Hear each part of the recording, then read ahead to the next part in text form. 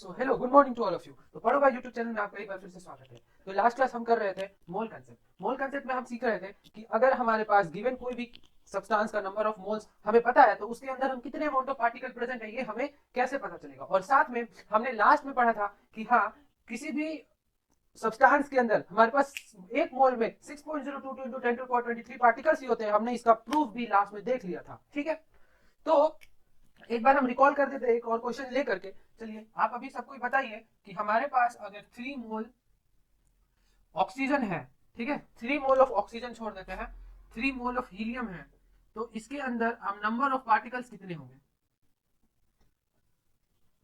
ठीक है, number of particles कितने होंगे। चलिए इस सबको आप कोशिश करिए बनाने का, तब तक हम बताते हैं कि आज हम क्या करेंगे। तो आज लास्ट क्लास हम देखे थे कि नंबर ऑफ मोल से नंबर ऑफ पार्टिकल्स निकालना हम सीख रहे थे। आज हम क्या सीखेंगे कि नंबर ऑफ पार्टिकल्स से नंबर ऑफ मोल्स कैसे निकालते हैं। और साथ में हम सीखेंगे कि अगर हमारे पास नंबर ऑफ मोल्स मॉलिक्यूल्स का है तो उससे हम तो उसका क्या मतलब हुआ, क्या उसके अंदर हम नंबर ऑफ पार्टिकल्स क्या कंसीडर करते हैं, कैसे कंसीडर करते हैं, ये सब बातों को हम आज इस वीडियो में कवर करने जा रहे हैं। चलो कॉपी पेन निकालो, हेडिंग डालो, मोल कंसेप्ट। ठीक है, लास्ट क्लास जितना सीखा था आज हम उससे आगे कंटिन्यू करेंगे। ठीक है, तो ये सब होपफुली बना लिया होगा आपने, काफी आसान सा सवाल था, हमें पता है। ठीक है, ये नंबर अभी आपको याद करने में थोड़ा सा कठिनाई हो रही होगी, कोई बात नहीं, धीरे धीरे यूज करते करते हम आगे क्वेश्चंस काफी सारे करेंगे तो आपको याद हो जाएगा। चलो, 1 मोल के अंदर होता है 6.022 into 10 to the power 23 particles होता है। नाउ ये नंबर हमें पता है कि 1 मोल के अंदर इतने सारे पार्टिकल्स होते हैं, तो इसके अंदर 3 मोल्स है, तो 3 मोल्स के अंदर कितने सारे पार्टिकल्स होंगे। तो ठीक है, 1 मोल के अंदर इतने सारे पार्टिकल्स, 3 मोल के अंदर 6.022, है ना, ऐसे हम कर सकते हैं 1 मोल 1 मोल 1 मोल। ठीक है, 6.022 10 to 23 particle, 6.022 10 to 23 particle, 6.022 into 10 to 23 particles. अब सबको सम कर देंगे तो क्या हम इसको ऐसे लिख सकते हैं, number of particles of helium in 3 mole equals to, ये हमारे हो जाएंगे 3 into 6.022 into 10 to the power 23 particles. ठीक है, क्लियर हो गया, ये तो एकदम इजी सा सवाल था। चलो, तो इसका हमारे पास बहुत सारा क्वेश्चन मिलेगा कि नंबर ऑफ पार्टिकल्स गिवन है। ठीक है, तो इससे मोल्स निकालिए, नंबर ऑफ मोल्स गिवन है, इससे पार्टिकल निकालिए। चलिए, तो यहां से अब हम इतना दूर तक सीख गए कि नंबर ऑफ मोल से हम पार्टिकल निकालना अब हमको चुटकियों में आ गया। नाउ यहां से हम एक फॉर्मूला डिराइव कर सकते हैं। क्या, देखिए हमारे पास 1 मोल के अंदर कितने पार्टिकल्स है, 6.022 into 10 to the power 23 particles है। ठीक है, हमारे पास किसी भी सब्सटेंस का मोल गिवन है तो हम बता सकते हैं कि उसके अंदर 6.022 into 10 to the power 23 number of particles present है। ठीक है, अगर ये 2 मोल होता तो हम क्या लिखते, 2 into 6.022 into 10 to the power 23 particles लिखते। सही है, अगर ये 3 मोल होता तब, अगर ये 3 मोल होता तब हम इसके अंदर 3 into 6.022 into 10 to the power 23 particles लिखते। ऐसे ही समझिए, अगर यहाँ पे n मोल होता तब, n मोल होता तब यहाँ पे हम n into 6.022 into 10 to the power 23 particles लिख रहे होते। ठीक है, तो चलो इसका स्क्रीनशॉट जल्दी से लो। हाँ, नाउ यहां से अब हम क्या एक फॉर्मूला निकाल सकते हैं क्या, चेक करना जरा। क्या हम यहां से बोल सकते हैं number of particles in n mole equals to n into 6.022 into 10 to the power 23, ये बोल सकते हैं, जहां पे n क्या है हमारा नंबर ऑफ मोल्स। ये क्लियर हो गया। तो यहां से हम किसी भी सब्सटेंस के अंदर कितना भी मोल्स प्रेजेंट है उसका हम पार्टिकल्स निकाल सकते हैं। ठीक है, जिसके लिए हमारे पास ये फॉर्मूला हुआ है।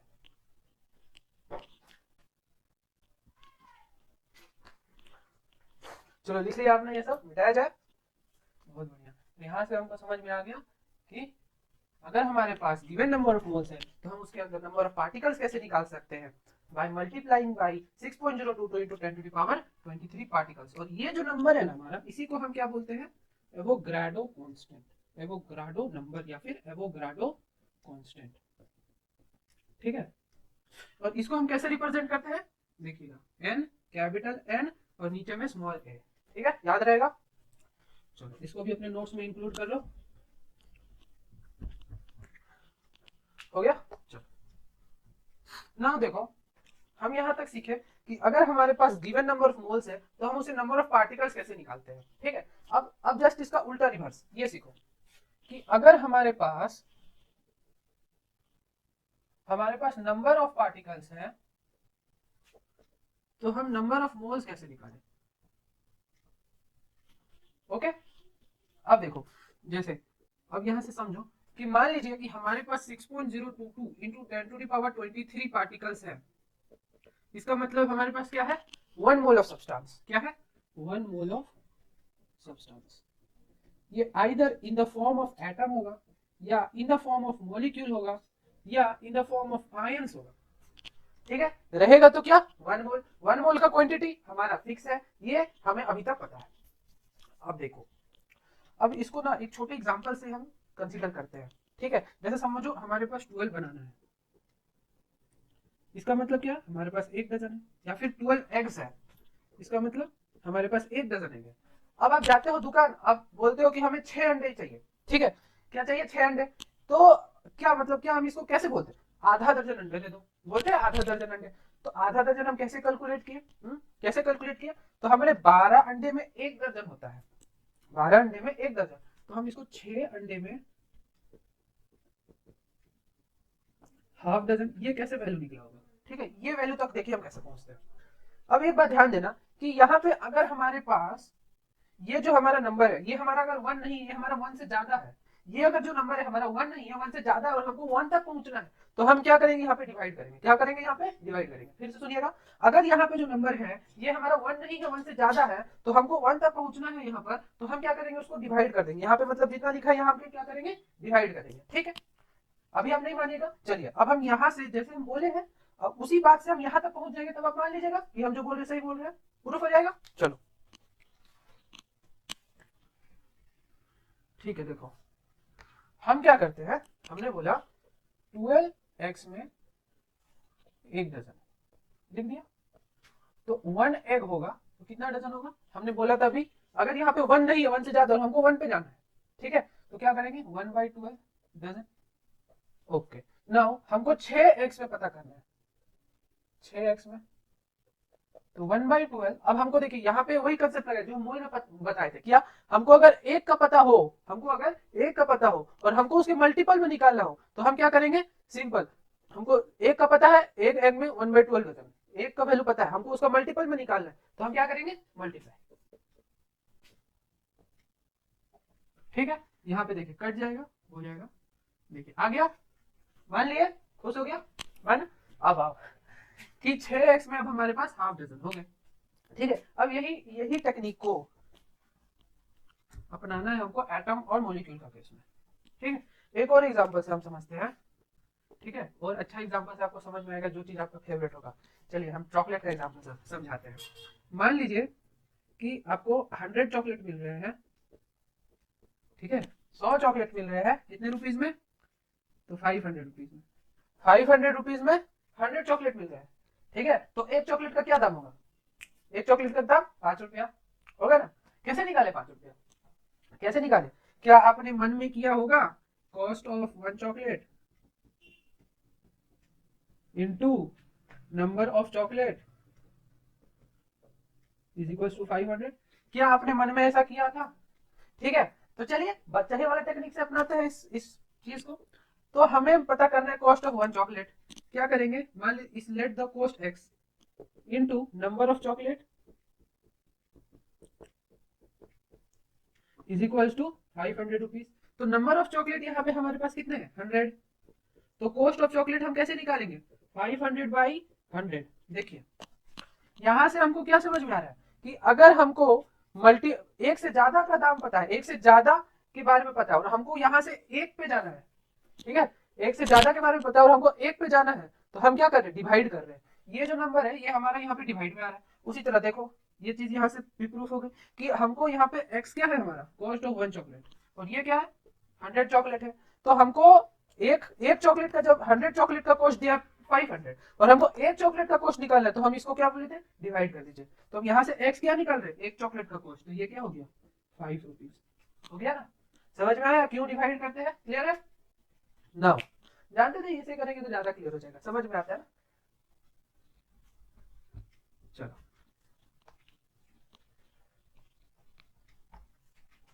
बढ़ते हैं आगे। अब देखो, अब यहीं से अब हम आते हैं एटम मॉलिक्यूल का केस में। सेम कंसेप्ट हमको यूज करना है, ज्यादा कुछ नहीं है। हमें पता है क्या, 6.022 इंटू 10⁻23 पार्टिकल्स जो होते हैं, इसका मतलब क्या होता है, 1 मोल। हमको ये पता है।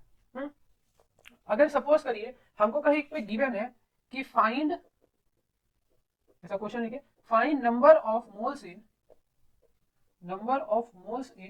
3.011 इंटू 10⁻23 पार्टिकल्स।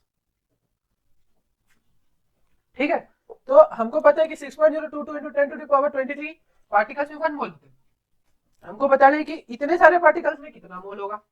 ठीक है, तो हम इसको अब कैसे लिखेंगे, देखो, तो हम इसको लिखेंगे 6.022 इंटू 10⁻23 पार्टिकल्स कंटेन 1 मोल, है ना। Therefore 1 particle 1 by 6.022 into 10⁻23 mole. Clear है। तो अब हमारे पास 1 का वैल्यू पता है, अब हमें 6.022 इंटू 3.011 10⁻23 का निकालना है। तो सिंपली हम यहाँ पे मल्टीप्लाई कर रहे हैं, तो हमारे पास देखो क्या वैल्यू निकल के आ रही है,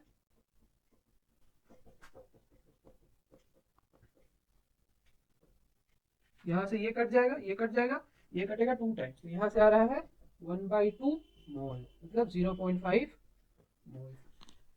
क्लियर है, क्लियर है, समझ में आया। चलो अब इसी तरीका से हम कुछ कुछ और वैल्यूज देते हैं, उसमें आप बताइएगा, और ये टॉपिक भी हमारा फिर क्लियर हो जाएगा। ले लिया screenshot.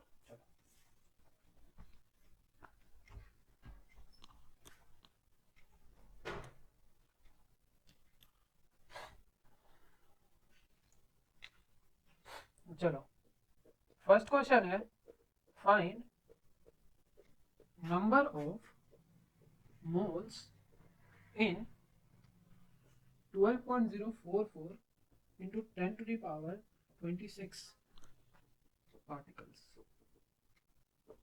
First question. Second question है, find number of moles in 8 into 10⁻24 particles. ठीक है, दोनों एक जैसा क्वेश्चन है, बना लोगे। चलो बनाओ, चलो बन गया होगा होपफुली। तो क्या करना है हमारे पास, तो हमें पता है कि 6.022 इंटू 10⁻23 पार्टिकल में 1 मोल होता है। ठीक है, तो हम इसी को यहीं से डायरेक्ट लिख देते हैं कि 1 पार्टिकल में कितना मोल हो जाएगा, 1 बाई 6.022 इंटू 10⁻23 मोल हो जाएगा। तो यहाँ पे हमें कितना वैल्यू दे रखा है, 12.044 इंटू 10⁻26 पार्टिकल्स दे रखा है। ठीक है, अब हमें 1 का वैल्यू पता है, तो हम इसके लिए क्या कर सकते हैं, 6.022 इंटू 10⁻23 इंटू 12.044 इंटू 10⁻26 कर दिए, तो ये इसका 2 टाइम्स कटेगा। ठीक है, अब देखो 10⁻26 बाई 10⁻23। ठीक है, क्या हम इसको लिख सकते हैं 10⁻23 इंटू 10⁻3। ये कट गया, आंसर आया 10⁻3 मोल। क्लियर है, चलो नोट करो फटाक से, हो गया, मिटा देते हैं। अब इसी तरह हमें बताना 8 इंटू 10⁻24 पार्टिकल्स में क्या होगा। तो 1 पार्टिकल का हमें पता है, ठीक है, 8 इंटू 10⁻24 पार्टिकल्स में क्या होगा, हमारे पास 1 बाई 6.022 इंटू 10⁻23 इंटू 8 इंटू 24, इतना क्या आएगा, हमारा मोल आ जाएगा। तो यहाँ से ये वैल्यू कटेगा, तो हमारा क्या होगा 10। देखो इसको हम लिख सकते हैं 10⁻23 इंटू 10⁻1, तो ये दोनों वैल्यू कट जाएगा, तो हमारा आ जाएगा 8 इंटू 10 बाई, इसको हम अप्रोक्सीमेटली 6 लिख सकते हैं, तो यहाँ से ये कट जाएगा 4/3, यानी कि 1.2 इंटू 10, लगभग इसका वैल्यू 12 के अराउंड आ रहा है। अप्रोक्सीमेटली हम इसका वैल्यू 12 मोल लिख सकते हैं। ठीक है, 12 पॉइंट समथिंग में जाएगा, उसको आप कैलकुलेट एग्जैक्ट कर लीजिएगा, हम जस्ट अप्रोक्सीमेट किया। ठीक है, 1.22 आएगा इसका वैल्यू एक्चुअली, 1.22 इंटू ऐसा 10। ठीक है, तो 12.22 ऐसा मोल। ठीक है, हो जाएगा। चलो स्क्रीनशॉट ले लो, मिटाते हैं।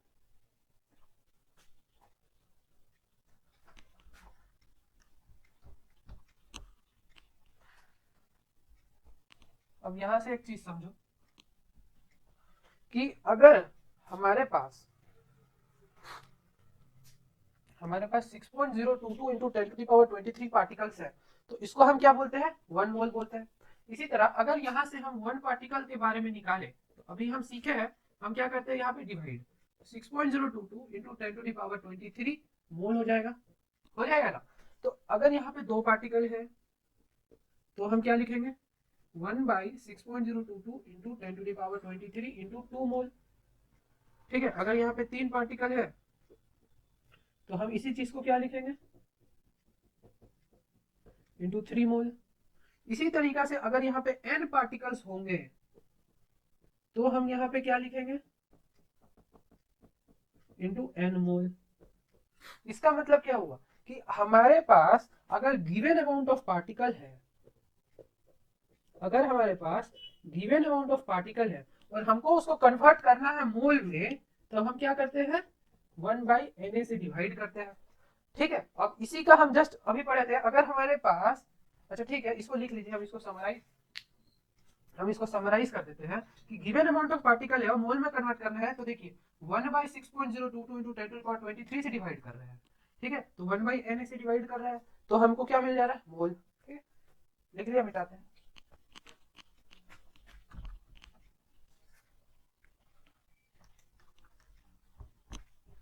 इसी को अब हम समराइज करने जा रहे हैं कि अगर हमारे पास नंबर ऑफ पार्टिकल है और यहां से हमको क्या निकालना है, मोल, तो हम क्या करेंगे, डिवाइड बाई, यहाँ पे लिख दे, डिवाइडेड बाई 6.022 इंटू 10⁻23 पार्टिकल, ये करेंगे।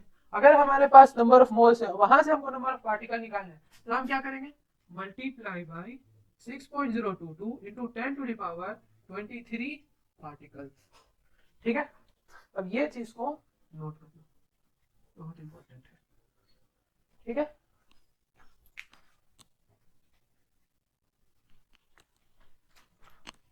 तो देखो यहां तक हमने क्या सीखा कि नंबर ऑफ मोल्स को नंबर ऑफ पार्टिकल में कन्वर्ट करना सीखा और नंबर ऑफ पार्टिकल को नंबर ऑफ मोल में कन्वर्ट करना सीखा, और हमने मोल और पार्टिकल के बीच एक अपना रिलेशन बनाया। ठीक है, तो यहां से हमको क्या रिलेशन मिला है, number of particles equals to mole into Avogadro constant, Avogadro constant.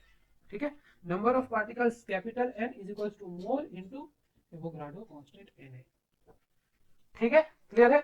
यहीं से हम लिख सकते हैं कि n मतलब number of moles into number of particle by Avogadro constant, ये पहला चीज यहाँ से हम बना सकते हैं। और हम इसी को लिख सकते हैं, अच्छा हाँ, दोनों चीज हो गया, number of particles is equals two moles bye Avogadro constant. अगर हमको पार्टिकल निकालना होगा, ये हो गया मोल, ये हो गया नंबर ऑफ पार्टिकल, यहाँ से नंबर ऑफ मोल निकालना होगा तो एवोगाड्रो से डिवाइड, नंबर ऑफ पार्टिकल निकालना होगा तो एवोगाड्रो से मल्टीप्लाई। क्लियर हो गया, चलो इसको फटाफट स्क्रीनशॉट लो। अब हम बढ़ते हैं आगे। हमने सीख लिया एटम के केस में कि अगर हमारे पास गिवन नंबर ऑफ एटम्स की अमाउंट होगा, अगर हमारे पास गिवन नंबर ऑफ एटम कितने हैं प्रेजेंट वो होगा, तो हम वहां से फट से निकाल सकते हैं कितना मोल है। अगर हमारे पास number of moles of atom होगा तो वहां से हम फट से निकाल सकते हैं वहां पर कितने सारे क्या है, पार्टिकल है। चलो अब हम बढ़ते हैं आगे। In case of molecule, second case क्या है, इन केस ऑफ मॉलिक्यूल। ठीक है, बेसिकली मॉलिक्यूल क्या होता है, हम पढ़े थे कि मॉलिक्यूल के अंदर हमारे पास क्या होते हैं, मोर than one kind of element present होते हैं। ठीक है, फॉर एग्जांपल अगर यहाँ पे हम वाटर ले रहे हैं तो इसके अंदर क्या है, हाइड्रोजन भी है और ऑक्सीजन भी है। ठीक है, तो यहाँ से अगर हम देख रहे होंगे तो इसके अंदर हमारे पास more than one kind of element है। जैसे हम HF ले लेते हैं, ठीक है, H3PO4 ले लेते हैं, दिख रहा होगा, H2SO4 ले लेते हैं, ठीक है, XeF4 ले लेते हैं, ठीक है, SF6 ले लेते हैं, BH3 B2H6 NH3 BH3, ये सारे जो मॉलिक्यूल्स है, N2 F2 Br2, इसके अंदर क्या है, एक से ज्यादा एलिमेंट प्रेजेंट है। ठीक, तो इसके केस में जब हमको निकालना हो नंबर ऑफ मोल्स, तो वो क्या सिग्निफाई करता है, वो क्या सिग्निफाई करता है। अगर हम बोलते हैं 5 मोल ऑफ वाटर, तो हमको क्या समझ में आएगा, क्या ये 5 हाइड्रोजन है, क्या ये 5 ऑक्सीजन है? क्या है ये 5 एक्चुअली? क्यों? हमको तो बोल दिया 5 मोल ऑफ वाटर, तो वाटर के अंदर हाइड्रोजन भी होता है, ऑक्सीजन भी होता है, तो किस एलिमेंट के बारे में बोला जा रहा है? नहीं, ऐसा कुछ नहीं है। अब यहां से समझिए अपना, यहां से बात अगर की जा रही है, यहीं पे आपका मिसकंसेप्ट डेवलप होता है। ठीक है, अब देखो जैसे हम क्या बोले थे, मोल क्या है? बेसिकली एक क्वांटिटी है, ठीक, जिसका वैल्यू क्या है? फिक्स। अब जैसे हम लास्ट में बताए थे, याद करिए, 5 मोल ऑफ एक्स, इसका मतलब 5 into 6.022 into 10 to the power 23 है। उसी तरह अगर हमको बोल दिया 5 मोल्स ऑफ चिकन, मतलब 5 into 6.022 into 10 to the power 23 chicken. उसी तरह अगर यहाँ पे 5 मोल ऑफ वाटर बोला है, इसका मतलब क्या हुआ?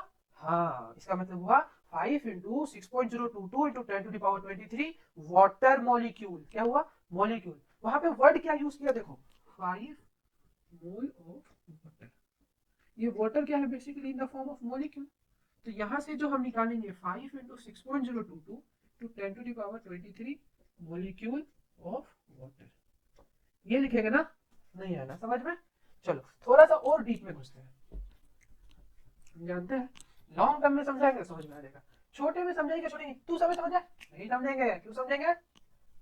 अच्छा से समझेंगे। देखो, अगर हम सिर्फ बोले कि 1 मॉलिक्यूल ऑफ वाटर, क्या बोलेंगे? 1 मॉलिक्यूल ऑफ वाटर, तो यहां से हम क्या समझते हैं? वहां पे वाटर का एक मॉलिक्यूल, याद करो मॉलिक्यूलर मास में हम बताए थे, एक मॉलिक्यूल का जो मास होता है उसको हम क्या बोलते हैं? Molecular mass. उसका यूनिट क्या होता है? यू होता है। ठीक है, अब देखो यहाँ पे ये हो गया एक मॉलिक्यूल ऑफ वाटर, ठीक दिख रहा है? अच्छा छोड़ो इसका शीट, H2O लिखते हैं। हम बोलते हैं 2 molecule of water, 2 molecule of water, इसका मतलब क्या होता है? H2O और H2O, ये दिख रहा है 2 मॉलिक्यूल। इसी तरह हम बोले 3 मॉलिक्यूल ऑफ वाटर, ये क्या लिखेंगे हम? H2O H2O H2O। इसी तरह हम यहाँ पे बोलते n मॉलिक्यूल ऑफ वाटर, इसी तरह हम यहाँ पे NH2O लिखेंगे। मतलब क्या हम इसी चीज को, ठीक है, NH2O लिखते हैं, क्या हम इसी चीज को लिख सकते हैं? n मॉलिक्यूल, वही तो n मॉलिक्यूल ऑफ वाटर। ठीक है, NH2। ठीक, अब यहीं पे अगर हम बोल दें 6.022 into 10 to the power 23 molecule of water, अब क्लियर हुआ? 6.022 into 10 to the power 23 molecule of water. अब यहाँ पे हम उतना सारा वाटर मॉलिक्यूल बनाएंगे, क्या हम इसी चीज को, ये जो नंबर है बेसिकली क्या 1 मोल के बराबर है? यहीं पे हम 1 मोल ऑफ वाटर लिख सकते हैं। तो ये 1 मोल ऑफ वाटर जो आया, वो उसके अंदर क्या आया? 6.022 into 10 to the power 23 molecule of water. अब क्लियर हुआ कि अगर हमको कहीं पर 1 मोल ऑफ वाटर लिखा है तो वो क्या सिग्निफाई कर रहा है?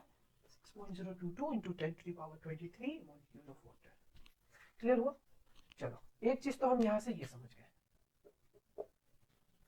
ठीक है, अब इसको जल्दी से नोट करो। हो गया? चलो अच्छा, अब यहां से एक और चीज समझो, यहां से पकड़ो और अच्छे से मिटाते हैं, समझते हैं। वाटर के ही केस में समझते हैं। यहाँ पे देखिए हमने बनाया 1 मॉलिक्यूल ऑफ वाटर,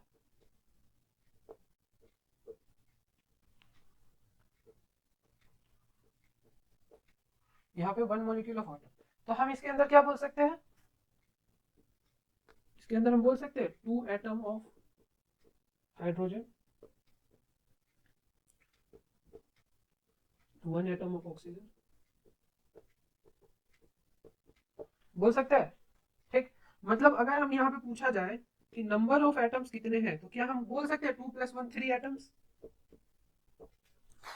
इतना बात ठीक। इसका अगर हमको मास ऑफ 1 मॉलिक्यूल निकालना हो, तो यहां से हम क्या बोलेंगे? वाटर का एक एटम का मास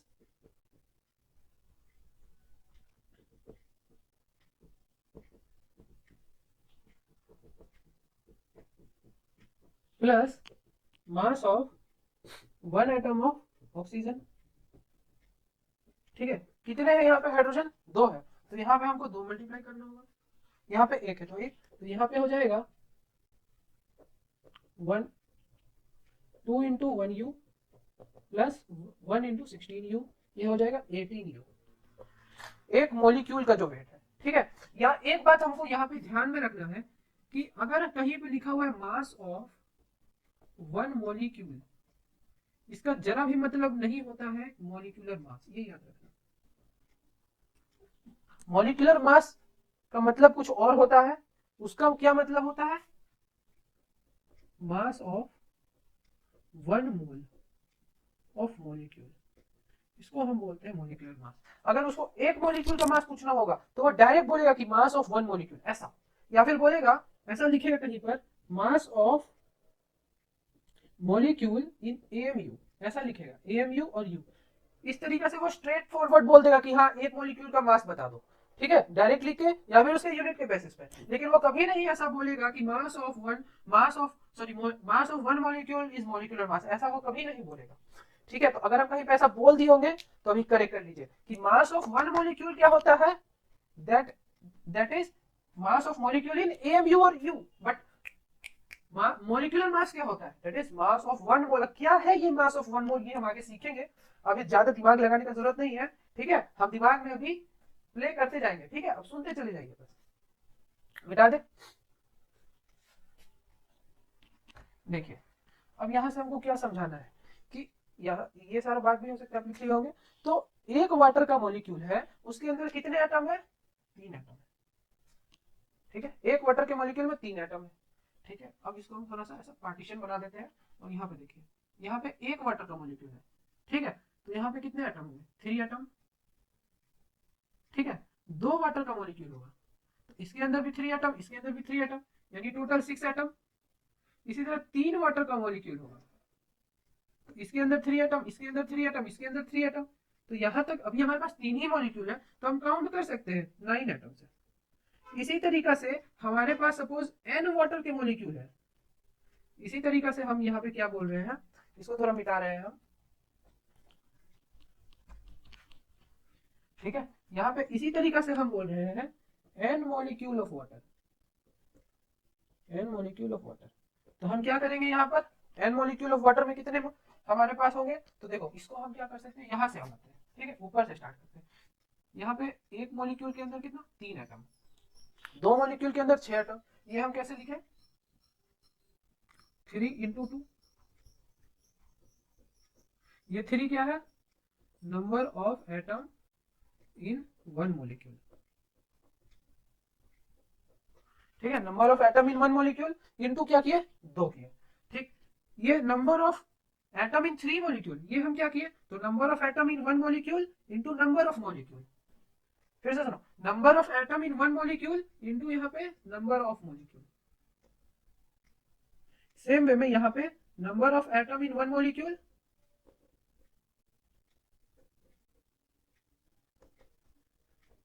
इनटू यहाँ पे नंबर ऑफ मॉलिक्यूल। तो यहां से हमारे पास n मॉलिक्यूल ऑफ अगर वाटर है, तो यहां से हमारे पास number of atoms in one molecule कितना, number of atom in n molecule कितना मिलेगा, तो हम लिखेंगे नंबर ऑफ, यहाँ पे हम लिखते हैं साइड में, यहाँ पे लिखते हैं, अगर हमारे पास n मॉलिक्यूल ऑफ वाटर है, ठीक है, तो इसके अंदर हम क्या कैसे निकालेंगे, तो number of atom in one molecule, यही हमारा फॉर्मूला आया, इनटू नंबर ऑफ मॉलिक्यूल।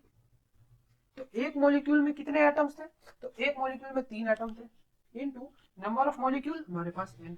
तो ये हमारा इस टाइप से हम कैलकुलेट करेंगे, ठीक है। तो इस टाइप से हम सोच सकते हैं, नहीं आया ना समझ में, ठीक है, अब बस समझाते हैं बढ़िया से।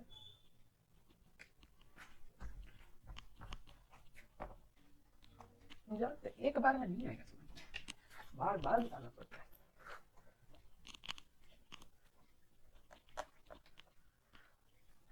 ठीक है, हमारे हाथ में पेन है, पेन से बताएंगे, ठीक है, 2 पेन है, और भी पेन हो सकता है, लाना पड़ेगा।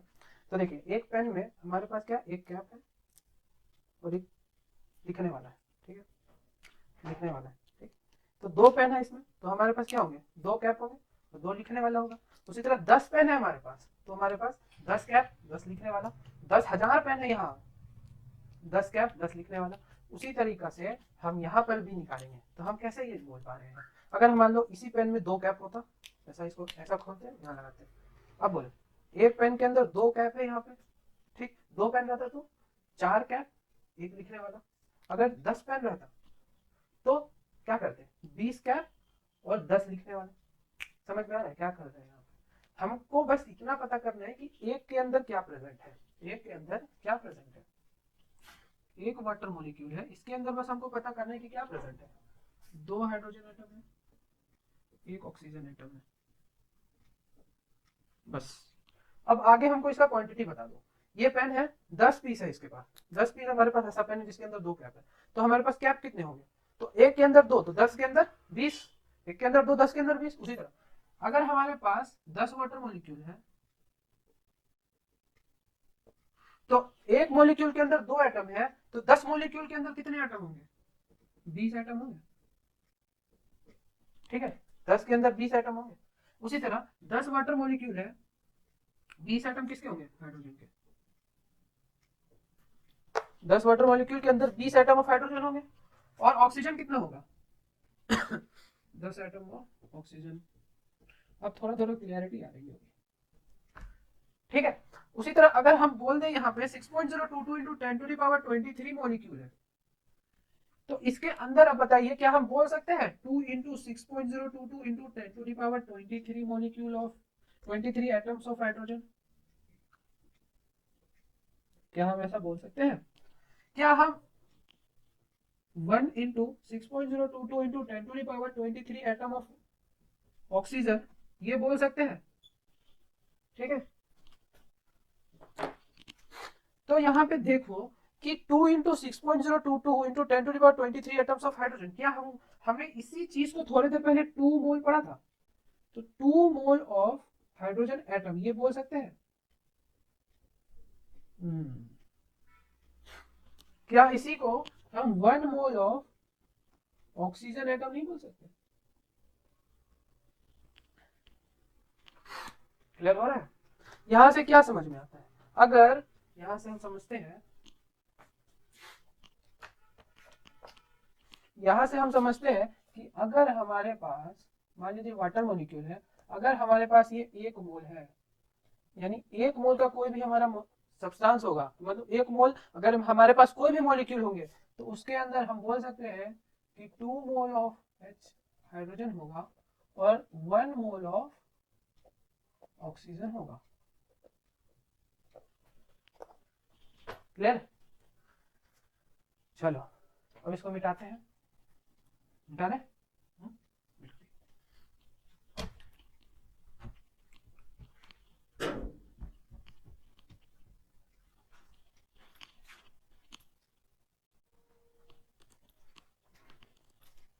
चलो यहां तक समझ गए हम, तो बस अब क्लास को एंड करते हैं। तो आप ये बता दो कि आज की कक्षा से हमें क्या शिक्षा मिली।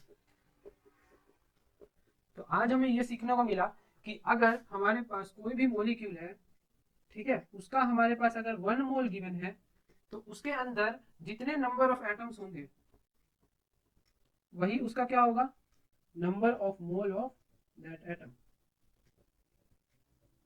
ठीक है, और हमने आज क्या सीखा कि अगर हमारे पास किसी भी मॉलिक्यूल का अगर हमारे पास क्वांटिटी पता है तो हम उसको नंबर ऑफ मोल्स में कैसे डिवाइड, नंबर ऑफ मोल्स में कैसे कन्वर्ट करते हैं, तो dividing the given particle by Na ये करते हैं तो क्या मिलता है हमें, मोल मिल जाता है। मोल ऑफ पार्टिकल्स, कितने पार्टिकल मोल है ये हमें पता चल जाता है। ठीक है, चलो हम यहाँ पे कुछ एग्जांपल कर लेते हैं इसका, तो हमें और भी क्लियर हो जाएगा। फॉर एग्जांपल देखो H2SO4 ये हमारे पास 1 मोल है। चलो इसको करके आता, ठीक है, कल डिस्कस करते हैं इसको। H2SO4 1 मोल है, मान लो यहाँ पर हमारे पास H3PO4 2 मोल है। और एग्जांपल करते हैं SF6 हमारे पास मान लीजिए 2 मोल है। ठीक है, और एग्जांपल करते हैं B2H6 अगर हमारे पास यहाँ पे 2 मोल, तो हमें बताना है कि इसके अंदर कितने एटम्स प्रेजेंट होंगे। चलो फटाक से वीडियो को कट करो, सॉरी पॉज करो और बताओ तो। हो गया, बन गया होगा होपफुली, नहीं बना, अब बन गया। हम क्या लिख सकते हैं इसके अंदर, देखो 2 mole of hydrogen atom, 1 mole of sulphur atom, 4 mole of oxygen atom. सबका आंसर ऐसा आया है? आया तो ऐसा टिक लगाओ और डबल स्टार मारो। Very good.